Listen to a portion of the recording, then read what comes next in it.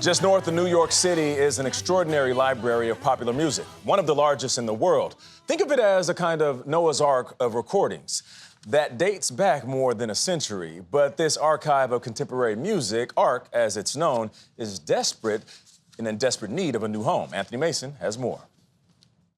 The archive is in here? Yep, this is the piggery on the Astor estate. Just over an old railroad bridge in Statsburg, New York. They used to keep pigs in here. Yeah, that's what all the little doors are for. And, is perhaps the largest collection of popular music in the world. So how many recordings do you have in the collection? Well, we think it's a little over 3 million.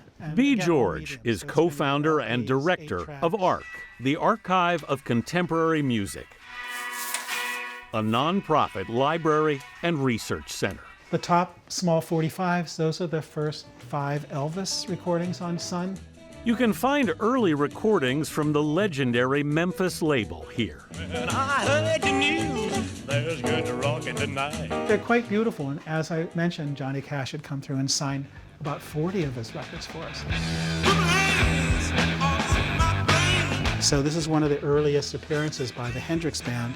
So then we have this signed by the entire band, which is pretty neat. That is pretty neat.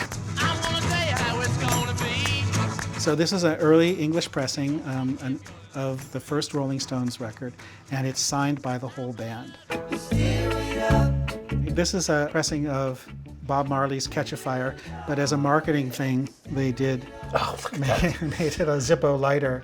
And they're hard to find without this broken. ARC found songs for Ken Burns' documentary, Baseball, and Martin Scorsese's film, Goodfellas. David Bowie was a board member. So this is all the Keith Richards collection? Yeah, this is something that Keith has endowed for us for now 33 years, which is pretty remarkable. Among the more than 17,000 blues recordings, Me and the devil. a rare copy of Robert Johnson's Me and the Devil Blues. And this is one of only 10 admitted known copies. This is the sign from your original place? Yeah, this was on White Street in Manhattan.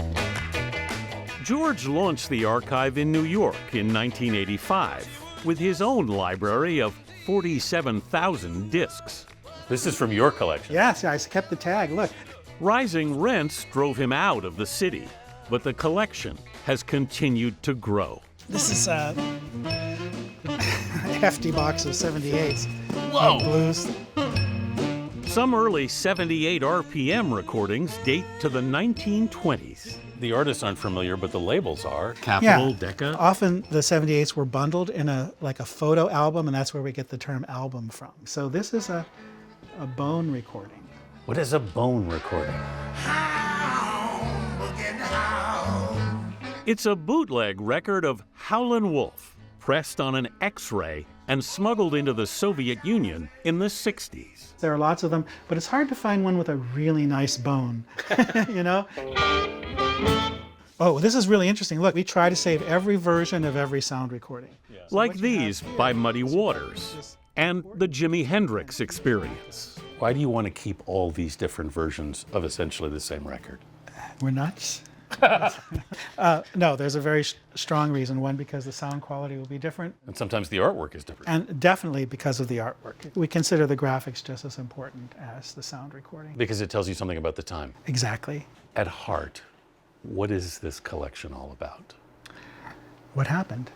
It's about what happened in American popular and world popular music. These are all recordings too? Yeah, this is basically the collection. This is one of the rooms. There are 5 rooms. So there's more above this too? Yeah. And there's a cow barn across the railroad tracks. But unbeknownst to the archive, when it moved here 4 years ago, this land is zoned agricultural. Now, George must move it again. So it's quite urgent. So what's it going to take for you to be able to move? Money. Yeah, I mean, all we need is money. We need an angel. But B. George has a dream. To make that transition from an archive to a real center for popular music. Yeah. That's our goal.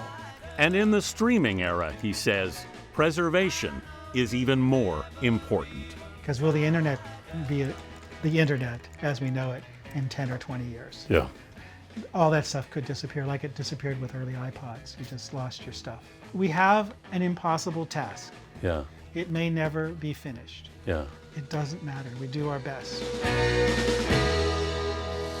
And they've done an amazing job. This archive started because he tried to give away his record collection. He had funk, he had reggae, he had hip-hop. Libraries didn't want it. He couldn't give it away. Really? So it built into this. All sorts of people have given him records over the years. That's why it's become so big. They just need a new home. So are you calling all angels? All in all angels. We need an angel. It's so worth saving. Yeah, I agree. See Anthony, that. thank you very much. Appreciate it. Still ahead, talk of the table. Stay with us.